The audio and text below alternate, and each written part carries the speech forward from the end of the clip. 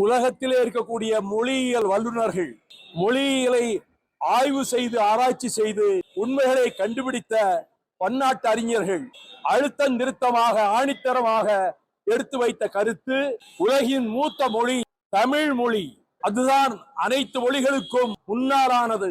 வடமொழியை விட, கிரேக்கத்தை விட, டச்சின் மொழியை விட, கிரேக்க மொழியை விட, எகிப்தியர்கள் பேசிய மொழியை விட மிக தொன்மையான மொழி தமிழ்தான் என்று, அதில் செந்தமிழின் உதிரத்திலிருந்துதான் மலையாளம், தெலுங்கு, கன்னடம் ஆகிய மொழிகள் அதிலிருந்து தான் உதித்து எழுந்தன.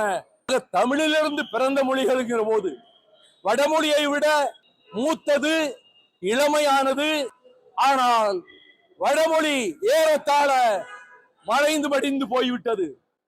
அதற்கு புத்துயிர் கொடுக்க எண்ணி சமஸ்கிருதத்தில்தான் எல்லா மொழிகளும் வந்தன என்று அமித்ஷா ஆணவத்தோடு முன்பு சொல்லிவிட்டு போனார். மொத்தம் 24,000 பேர் தான் சமஸ்கிருதம் பேசுகிறார்கள் என்ற புள்ளிவரத்தை பார்க்கிற பொழுது, தமிழால் நாம் நம்முடைய மொழி என்பதற்காக, செந்தமிழ் மொழி என்பதற்காக உயர்த்தி பேசவில்லை, உண்மையை சொல்லுகிறோம். அதைத்தான் அருமை சகோதரர் கமல்ஹாசன் அவர்களும் இந்த கருத்தை தான், கன்னடமும் தமிழிலிருந்து பிறந்ததுதான் என்ற கருத்தை சொன்னார். அதிலே எந்த தவறும் இல்லை.